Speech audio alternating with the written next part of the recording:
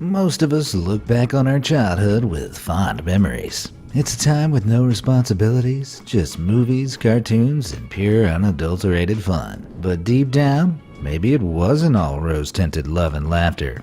And here are some home truths to prove it. Big Bird in Space. It was the morning of January 28, 1986, when the world watched on in horror as NASA's prize Space Shuttle Challenger rocket exploded and broke apart in midair, just 73 seconds after it set off on course to orbit the Earth. The disaster tragically took the lives of 7 crew members, including Krista McAuliffe, a social studies teacher who beat out 11,000 other applicants hoping to be the first civilian in space. But what if I told you one of those potential space cadets was none other than Sesame Street's larger-than-life educational puppet Big Bird? Carol Spinney, Big Bird's creator and puppeteer, was the first person approached to board the shuttle alongside its official crew as part of NASA's mission to launch ordinary people into space. A new program called the Spaceflight Participation Program was designed in the early 1980s to get the general public excited about space travel, and the lovable yellow canary was considered a perfect fit to get kids on board. Thankfully, Big Bird never donned his spacesuit, as Spinney still maintains that the bird's 8'2" height became a minor hitch. But just think how close the children of America were to watching their favorite TV character go up in flames live on air. Power Rangers Curse. Whether you were a diehard fan or not, there's no denying that the Power Rangers played an important part in childhoods across the globe. Although these colorful spandex-clad superheroes have been represented by various actors over the years, many will still remember the original 90s lineup. But just how much do you know about the people behind the costumes? The cast members of the original Mighty Morphin Power Rangers and its subsequent reincarnations have been steeped in a long history of tragedy since they first hit our screens in 1993. David Yost, who played Billy the Blue Ranger, has revealed that he was the subject of homophobic bullying on set, which led him to volunteer himself for gay conversion therapy after leaving the show in 1996. Thankfully, he's since come to accept his sexuality and uses his own experience to benefit others just like him. In a macabre twist, the Red Ranger of the 2002 version, played by Ricardo Medina Jr., pleaded not guilty in 2017 to attacking and fatally injuring his roommate with a sword, taking his old role a tad too seriously perhaps. Meanwhile, the original Green Ranger, Tommy Oliver, played by Jason David Frank, has since become an MMA star with a 100% win ratio. Nowadays, a Rangers reunion wouldn't even be possible because the original Yellow Ranger, Tweed Trang, tragically died in a car accident at the young age of 27, adding to the popular belief that there was a real-life Power Ranger curse.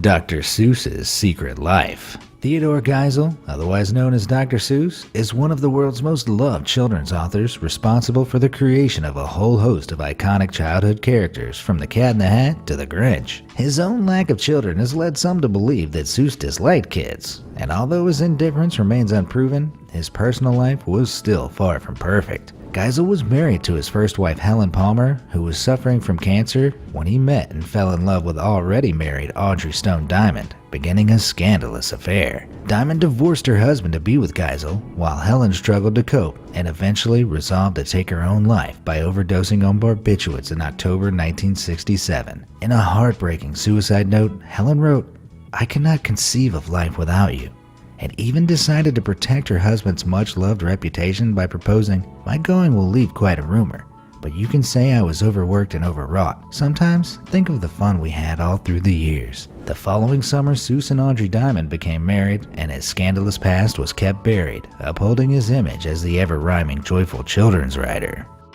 The Plight of Dorothy Gale. The Wizard of Oz is one of the most universally known movies of all time. It shows up on TV every Christmas, it spawned the popular West End spin-off Wicked, and its cast of quirky characters are a true staple of popular culture. Although the 1939 Technicolor film adaptation became instantly iconic and received 6 Academy Award nominations, few are aware of the horrendous treatment many of its actors endured behind the scenes. The titular role of Dorothy may have been perfect for the young and incredibly talented Judy Garland, but her experience on set was far from it. To make 17-year-old Garland appear as childlike as possible, she was forced to wear a restricting corset during filming and her weight was regulated by putting her on a diet of chicken soup, cigarettes, and coffee. MGM Studios even ran Garland like clockwork by giving her pep pills to work her 16 hours a day and administering sleeping pills when they wanted her to rest. This horrible experience no doubt impacted Garland's later life, as she attempted suicide around 20 times during her third 13-year marriage, eventually dying from an accidental barbiturate overdose while penniless and aged just 47. The yellow brick road doesn't always run smooth. Dorothy's pals also suffered greatly due to a variety of oversights during filming, which would never pass movie standards today.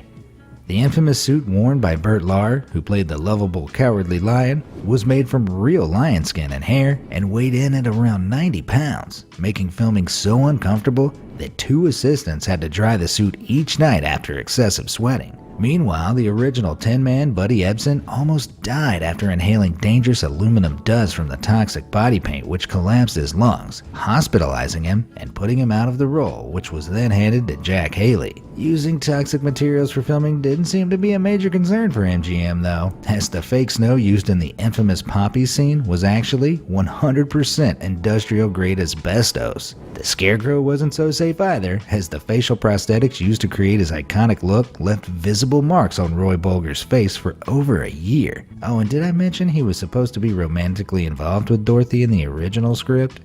I'm melting! Literally? Margaret Hamilton's unforgettable performance as the Wicked Witch of the West was considered so scary that many of her scenes were left on the cutting room floor. But it doesn't compare to the horror she experienced herself on set. Her lime green skin might be iconic now, but the face paint used stained Hamilton for weeks, and the chemical mix involved was so toxic that she couldn't eat solid foods and was forced onto a temporary liquid diet during production. As if that wasn't enough, while filming her exit from Munchkinland, Hamilton's dress, broom, and hat went up in flames, leaving her with third-degree burns to the face and hands, and causing her to take 6 weeks medical leave. She returned to filming under one condition: no more pyrotechnics. Pride Land's Taboo. The Lion King is a beloved childhood tale, and the recent live-action reboot attempted to make the story as believable as possible by representing the characters as true-to-life animals. Taking the plot a little too literally has proved problematic for some online speculators, though, who have come to the realization that the budding relationship between Simba and Nala would likely be a product of incest. This unsavory thought is a result of the natural dynamic of real-life lion prides, which usually only have one mature male, meaning that Mufasa is probably Nala's father. Alternatively, she could be Scar's child, which would still make the young cubs cousins. If that wasn't enough, one cruel-hearted soul has even pointed out that, as the average lifespan of a lion in the wild is 15 years, real-life Simba would have died way back in 2009. Flipper the Dolphin. It isn't just animals of the cartoon kind who are capable of hitting you right in those childhood feels, and the case of the real-life Flipper from the popular 60s show is a true soul-crusher. As with many long-standing shows featuring real animals, Flipper was a role filled by 5 different trained dolphins during the show's 3-year run, and one of the most loved aquatic creatures named Kathy met a tragic end. Kathy had been living out her retired life in an isolated captivity when she began showing signs of onset depression as a result of her reduced quality of life. So she took things into her own hands. Or fins, I guess. Kathy is said to have swum into the arms of her former TV trainer Rick O'Barry one last time before deliberately stopping her breathing and allowing herself to sink to the bottom of the tank in an act of suicide. I'm not crying. You are. The Not-So-Sweet Life. Mr. Moseby is the goofy yet uptight manager of the Tipton Hotel in the Disney Channel smash hit Sweet Life of Zack and Cody, featuring twins Dylan and Cole Sprouse. Phil Lewis first appeared as the fan-favorite character in 2005 and went on to portray Mr. Moseby in the spin-off series The Sweet Life and Deck, as well as in episodes of That's So Raven, Hannah Montana, Wizards of Waverly Place, and more. So what could possibly be so corrupting about this childhood hero? Well, in 1991, Lewis was arrested and charged for manslaughter and driving drunk after he was responsible for the death of a 21-year-old woman while 3 times over the limit for legal intoxication. Lewis was given 5 years in prison, but his sentence was reduced to 1 year following his influential work with a prison-based theater group. Nevertheless, it's unlikely you will ever view Mr. Moseby in the same nostalgic light. Never mind no running in the halls. Nursery rhyme nightmares. Most nursery rhymes are pretty universally known, and if you hadn't been taught them while growing up at home or school, you've probably heard them somewhere. They mostly sound like child-pleasing nonsense to our adult ears, but what if some of these joyful jingles had a more sinister meaning? Take This Little Piggy Went to Market, for example. How many of us imagined a little piggy off to the local market to pick up some veggies for his other piggy friends? This rosy image certainly isn't beyond the realm of childhood possibility, but looking back, it's more likely the pig in question is being taken to the farmer's market to be slaughtered. Meanwhile, his friends all await similar fates. One stayed home, as it wasn't quite his time yet. One was forced to eat roast beef to fatten him up. Another was already fat enough and had none, and oh, that wee-wee-weeing all the way home? That'll be the pig squealing in terror while being carted off. What about the catchy tune of Ring Around the Rosie? Well, I hate to break it to you, but that one's about the Black Death. It's thought the rhyme dates back to medieval Europe at a time rife with outbreaks of bubonic plague, and its dark origins are reflected in the not-so-innocent lines. Allow me to break it down for you. The ring around the rosy itself refers to a red ring-like rash, which was a common symptom of the plague, while a pocket full of posies were herbs carried to ward off the smell of disease. All that a-tissuing represents the sneezing associated with the illness, and the ending where they all fall down? Well, I'll let you figure that one out yourself. Say No to Gak. Popular kids' TV network Nickelodeon is remembered for a whole host of nostalgic shows, but also for its trademark green slime, which was used in various shows as well as at the Kids' Choice Awards, where all manner of celebs were slimed while the audience laughed hysterically. The iconic green slime originated on the show Double Dare and has been marketed like crazy throughout the years. There was even slime ketchup and slime green cereal.